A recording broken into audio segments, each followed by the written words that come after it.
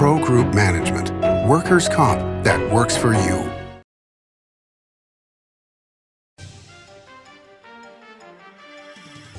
Welcome to Nevada Newsmakers. On the broadcast today, it's an all-pundit show from Carson City with Mary Lau, Warren Hardy, and John Sande IV. It's all coming up next on an all-new Nevada Newsmakers.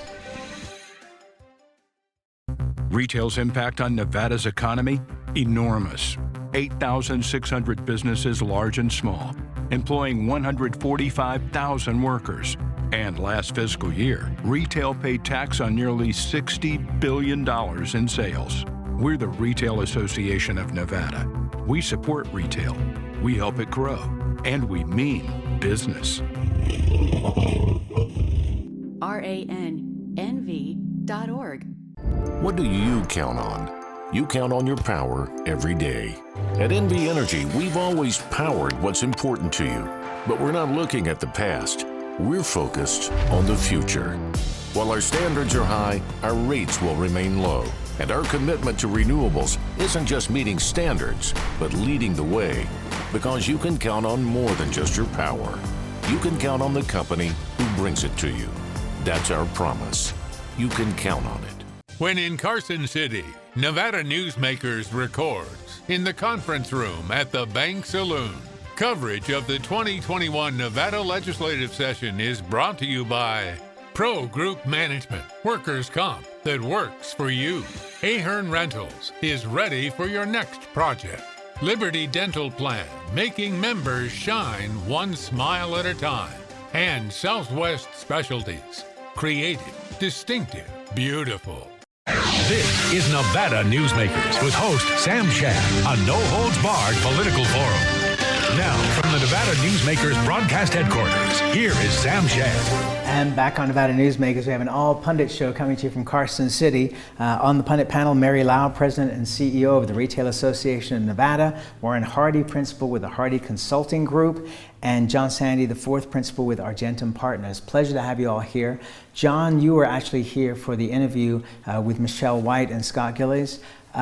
Give us your thoughts on that, on their comments on the innovation zones and blockchains. Well, yeah, you covered a lot of topics in a very short period of time. I think I could have listened to some of those questions for an hour or two and still probably been left wanting more. I guess the thing that really took me, and it wasn't surprising though, is that, that their introductory comments on the concepts of innovation zones and really what's driving the governor's office is this need to diversify our economy. And I think coming through obviously the Great Recession, but now with COVID, this is twice now in a decade and a half that we've realized how reliant we are on gaming, and that if gaming gets a sneeze, the entire state gets a major cold. And their efforts in trying to put something forth is finding economic diversity and trying to incentivize new business to come to our state. And I think all of us would agree that's a laudable goal.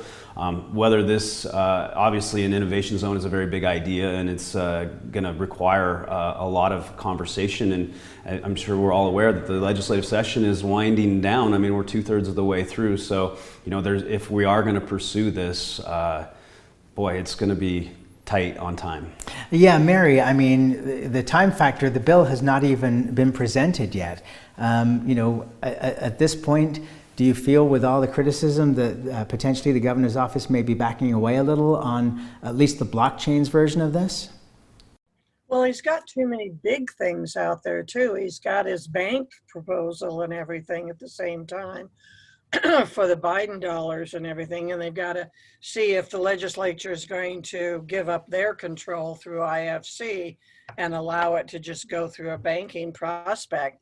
It's not impossible to get done, but it's almost improbable to have a decent debate.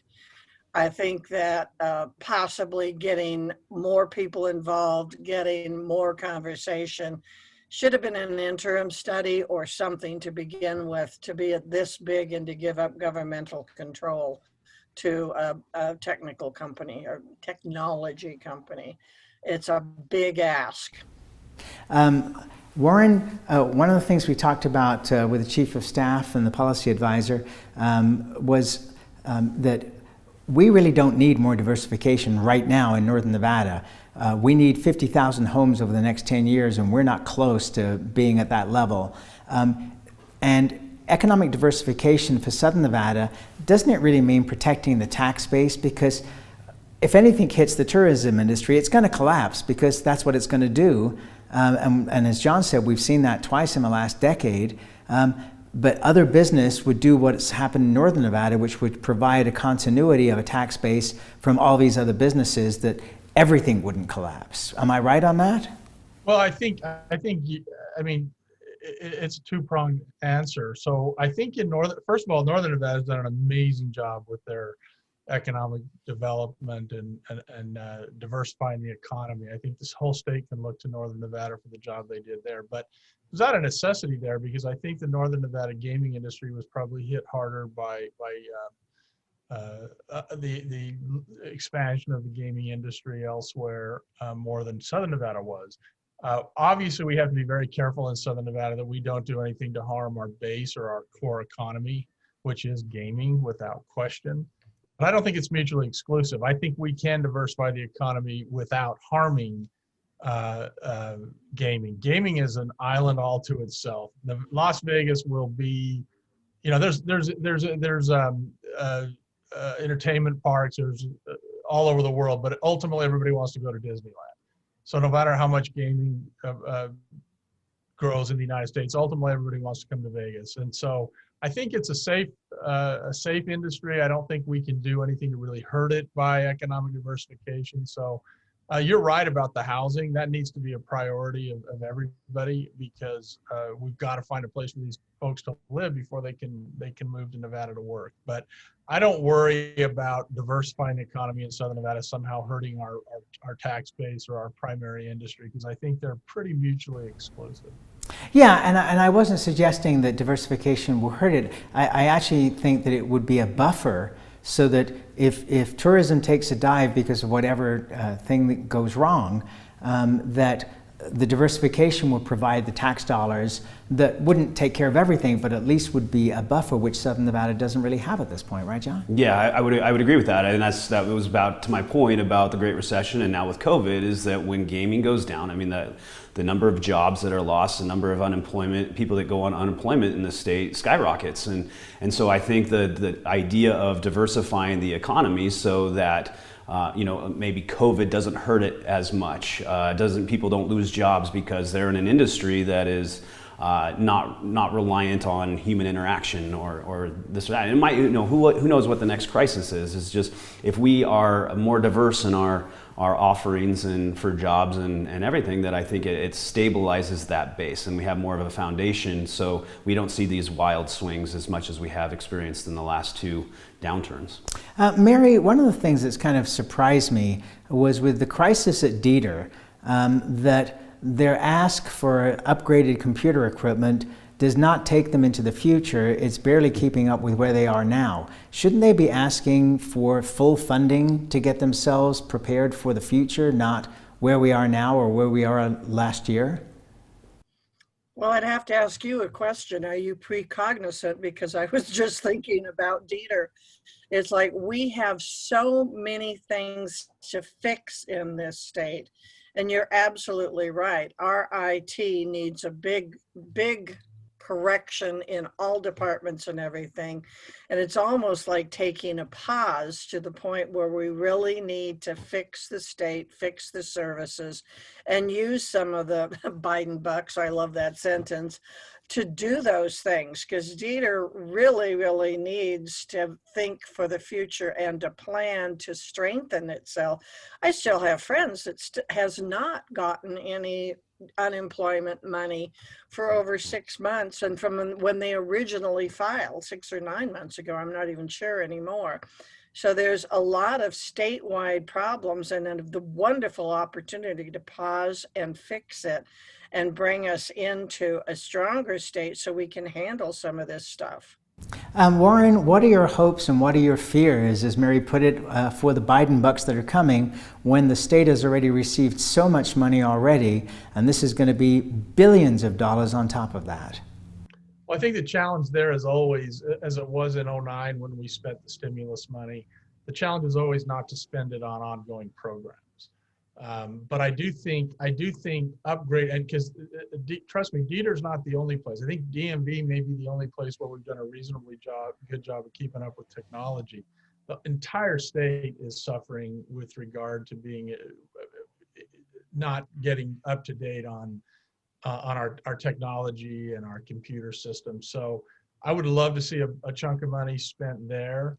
But I do, and I've spoken with members of the legislators, and I think they're aware of the fact that this money really can't be spent on ongoing programs. But that's always the challenge. There's always a temptation to spend it on ongoing programs. So my hope will be spent on infrastructure, buildings, things that will create jobs and maintain jobs. But that's always going to be the challenge, to not spend it on programs. John. Well, that's why we're in a special session too. I'm sorry, please repeat that, Mary. I stepped on you there. Oh, ouch. That's why we're going to have a special session. We have to have a special session for the Biden bucks, and we have to have a special session for redistricting, because we won't even get the numbers till September. So the legislature is going to be very busy. To say the least. John, one of the issues that's not been discussed at this session, but I think should be, is cybersecurity. Mm-hmm. I mean, how much at risk are we here in Nevada? Ira Victa has been on the program many times saying that our back door or our front door is secure, but our back door is wide open. And you look at government itself, you look at infrastructure, utilities. Doesn't that concern you, and shouldn't it concern the legislators? Absolutely, it should always be a concern, and it should be front of mind. And I know we do a reasonably good effort. We do have commissions that study cybersecurity, but to your point, I mean, Dieter is a good example of that, is how far we are technologically from just being current with our software, with our hardware. And so how exposed is Dieter to fraud or cyber attacks? Probably pretty vulnerable. We definitely need to look at that. And to your question about Biden bucks, where do you want to see it? I think cybersecurity is probably very good, as well as the infrastructure. I mean, we got to move our state forward and position ourselves to be able to capitalize on the opportunity that's been given to us. And so we want to, I hope, invest in things that will help us grow. And to Warren's point, I think he's exactly right, is that obviously there's going to be an inclination to fund programs that have been cut because of COVID and the budget cuts that we've had. There's probably going to be a demand to put some of the money back into that, but hopefully we can resist that a little bit, and again use that money that's going to help us move into the future. And by the way, I got a letter a couple of months ago saying that Samuel Shad had applied for unemployment. And I had to respond and tell them, no, actually, I didn't, because I'm the one that owns the company. So fraud right there. Let's take a break. We'll come back with this great panel after this timeout. Serving Our Kids Foundation's mission is to serve homeless, at-risk, and food insecure children in grades K through 8 throughout Southern Nevada. During the pandemic, Serving Our Kids has seen a 42% increase in the number of children served, providing more than 4,500 meals to kids in over 100 schools weekly. Serving Our Kids is powered by community support and volunteers. To learn how you can help, visit servingourkids.org. Hi, I'm Renee Summer, our digital news anchor here at 7 at 7. Watch our streaming nonstop newscast immediately with your mobile phone. 7 at 7 is the new way for you to get every bit of local news you need in just 7 minutes. Breaking news, local neighborhood news, weather, and sports are just a click away. Reporters bring you all of what's happening in the Valley. From Roku, Amazon Fire, Apple TV, YouTube, and more. Get every bit of local news you need from the RJ and LVRJ.com. As you know, Reno is booming.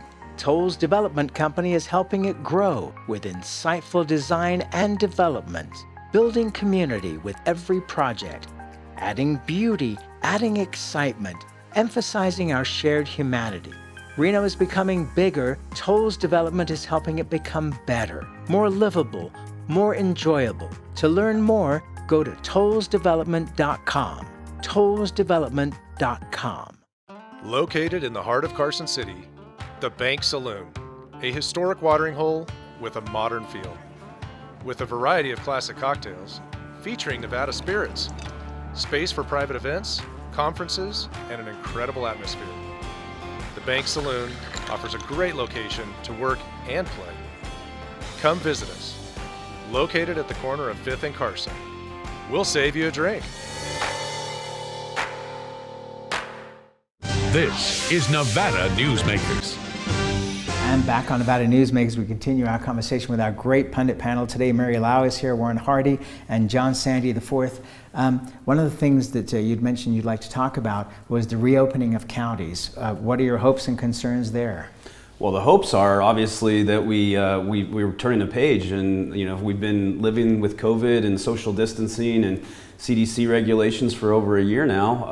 I think this is the first real glimpse of us getting through the tunnel and an opportunity for us to get back to some normalcy. So May 1st, both our largest counties are looking to substantially reduce the requirements, allow for increased gatherings, reducing social distancing requirements. I think it's a great first step. You ask concerns, obviously, in a COVID world, we're always concerned about the spread and some of these mutated strains of COVID that are out there. I mean, is the vaccine going to protect us from those mutations? And those are always concerns, but I'm personally really excited for May 1st and then ultimately June 1st and moving into this summer to start making some plans with the family. So I'm excited. Yeah, me too. I've already got tickets booked. Yeah. Mary, the one thing that's not right on. The one thing that's not being lifted at this point, even on the June 1st date at this time, is the mask mandate. Do you think that is something that is coming specifically from Nevada, or is that more based on the federal rules, do you think? I think it's CDC rules at this point, and it's a little unfortunate because with the allergens right now, everybody wearing masks, it's all dripping. You almost have to change your mask constantly, and it's causing a lot of eye problems because you do get the dry eye. So I mean, it's 6 of one, half a dozen. They're right or wrong, good or bad right now. That's what we're dealing with. So I think more and more people are not wearing their masks as often until they go into an establishment that requires it. I see more and more people on the street breathing without a mask. Yeah, and Warren, I think that probably half the population, and I'm guessing of course, but half the population is going to continue to wear masks even when restrictions are lifted, just out of concern. I think that's right. I mean, and I think that kind of goes to the point of where we need to ultimately get on this, and that is where people take responsibility based on their own risk level. And I think Clark County at least has got a plan in place to sort of move us past all of this. I think Commissioner Kirkpatrick's done an amazing job through all this as our lead on that. But yeah, ultimately we're gonna have to get to personal responsibility and decisions that individuals make based on their family's risk. You may all want to take a pass on this, but I'm going to ask it anyway. Mayor Goodman came out and took another shot at Governor Sisolak, saying that his lifting of the restrictions was political, not medical. What is the basis of this feud between those two? Yeah, well, if I actually, I don't know if I would shy away if I had the answer to that. Obviously, Mayor Goodman has taken some pretty controversial stances and has criticized the governor vocally and often. I mean, the question I would have is, why can't it be both? The science is definitely proving that the vaccine seems to be working. The rates are coming down substantially. I know for a fact Governor Sisolak has no intention on keeping us in this state of emergency in perpetuity, that we all want to get to some sense of normalcy. I think people can reasonably disagree on what needs to occur to reduce the protections that we have in place, and that's where reasonable people can argue. But I think that it's important for our gaming industry, as we've already talked, how vital that is to our state, that they're able to start attracting visitors and getting them to come back before other states and other cities start taking those same tourist dollars and bring them into their own communities. It's time for us to take some action and be a leader in that. Well, the reports that are coming to me, Mary, from southern Nevada are that the Strip is packed, and that Southwest Airlines has lifted the restrictions on center seats, And so it seems like a lot of that is already coming back. But let me ask you, Mary, about the state of emergency. Are you surprised that the legislators have not pushed back and looked at how long a governor can maintain a state of emergency without consulting the legislature? No, not really, because I don't think anybody wants to handle this hot potato. And right now we're in such an unusual time politically anyway. It's, politics of disagreement, politics of punishment, politics of just snarkiness that I don't think picking a fight with the governor's office saying we want more control over something that is not controllable is on the political agenda from anybody. I agree with Warren about Marilyn Kirkpatrick. She's just been a rock star. And since she is a policy person, she absolutely is following the rules. And she's saying 80% in 3 feet is good when Clark County opens. And the pictures at the LVRJ has showed the strip has been packed for a long time. So if I was in the office and I had to push a button, it would be like, you keep it, Gov. And I don't think limiting the powers is appropriate, because at a certain point in time, this has been horrible. I will admit it. What if it was worse? And you had a rule that said, okay, now legislature, we pass the ball to you. Something to think about. Let's take another break. We'll be right back.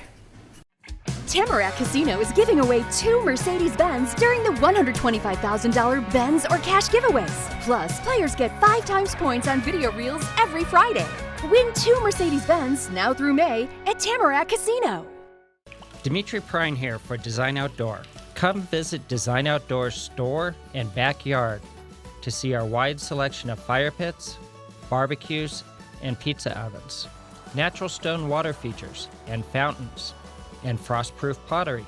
Our store and backyard are located at 11600 South Virginia, just north of DeMonte Ranch Parkway. Visit designoutdoor.com or call us at 851-9499. Can't do it. Stupid, like my mom. We can't do anything at Mommy's because you won't pay child support. Dad said you cheated, and he's not even sure he's my dad. Mommy said you left both of us, so she isn't gonna let me see you. I look just like my father. I'm divorce attorney Marilyn York, and I may represent men, but hate has no gender, only casualties. Please, stop sacrificing your children in your war against your ex. The Do It Right guys at Nevada Heating have one mission. Your air conditioner breaks down today. We fix it today. Why sweat for days while your air is down, when Nevada Heating can get the job done today, and you can get cool again? For nearly 50 years, locally owned Nevada Heating has been getting the job done right. Call today at 323-5585 or see us online at nevadaheating.com. Tamarack Casino is giving away 2 Mercedes-Benz during the $125,000 Benz or cash giveaways. Plus, players get 5 times points on video reels every Friday. Win 2 Mercedes-Benz now through May at Tamarack Casino. This is Nevada Newsmakers. And back on Nevada Newsmakers, we continue our All Pundits show with Mary Lau, President and CEO of the Retail Association of Nevada, Warren Hardy, Principal with the Hardy Consulting Group and a former state senator, and John Sande, the 4th Principal with Argentum Partners. Warren, you're representing UNLV in the land grant issue that Governor Sandoval is opposing. Give us a quick background and where this is heading, because it seems like kind of an ugly fight. Yeah, thank you, Sam. Actually, I'm not representing UNLV. I'm representing a non-profit group called the Council for a Better Nevada. But land grant status is a very confusing issue for a lot of people. In reality, the land grant status for any state is very significant in terms of accessing federal grants, in terms of accessing federal grants without state matching funds, no less. But it's also sort of commingled with the cooperative extension program, which causes UNR a lot of concern. So we've crafted a bill really this session that for once finally puts into statute what legal scholars have agreed with. The Attorney General in 1969 the NCHI's attorney this time, the Legislative Council Bureau, all agree that the land grant institutions are the University of Nevada. And the University of Nevada is made up of UNR, UNLV, and DRI. So this legislation will put that into statute, finally ending the question. There was some concerns from the Governor Sandoval and UNR about how that might immediately impact the cooperative extension at UNR. So we introduced an amendment to sort of hold that harmless until the new chancellor has an opportunity to do a study to make sure that it doesn't impact UNR's programs, and to make sure that the money is equitably shared and makes sense. Because the last thing we want to do is disrupt what's happening in cooperative extension right now. I hate, this is not the Marilyn Kirkpatrick show, but she got on the cooperative extension, has done a wonderful job there for Southern Nevada. And so we don't want to disrupt that. But what we do want is that for UNLV and DRI to be able to pursue these federal grants that are associated with a land grant designation. And that's simply and clearly what the bill does. There's still some opposition to it, I think, from Governor Sandoval. That's regrettable because we're really trying not to impact UNR, but there's no reason UNLV and DRI should be held at a disadvantage. Okay, and I got to cut you off there because you have no idea what 2 minutes is, and you just went past the clock here. So I'm going to thank everybody for doing this show. It was a terrific show. Thank you all very much, and we'll be right back. Brian Culpa Photography was born in the rolling hills of Massachusetts, and now he can help you experience the stunning beauty of Nevada in a whole new way through the power of flight. Flying has always been a passion for Brian, and at Brian Culpa Photography, he can make your imagination soar. Brian has the creative mind and tools to tell your unique story. Experience the bird's eye view at brianculpaphotography.com. Hi, my name's Marilyn Miner, and I'm sure you'd agree that Nevada's a very special place to live. I was born here, and my husband and I have raised our family here. I feel it's a privilege to live and work in the Truckee Meadows. I especially enjoy helping my clients reach their real estate goals. Sometimes the smallest details provide the greatest satisfaction. I'd be complimented to talk to you about your next move. Call Marilyn Miner at Dixon Realty, 742-1280, or log on to marilynminer.com. As you know, Reno is booming. Toll's Development Company is helping it grow with insightful design and development, building community with every project, adding beauty, adding excitement, emphasizing our shared humanity.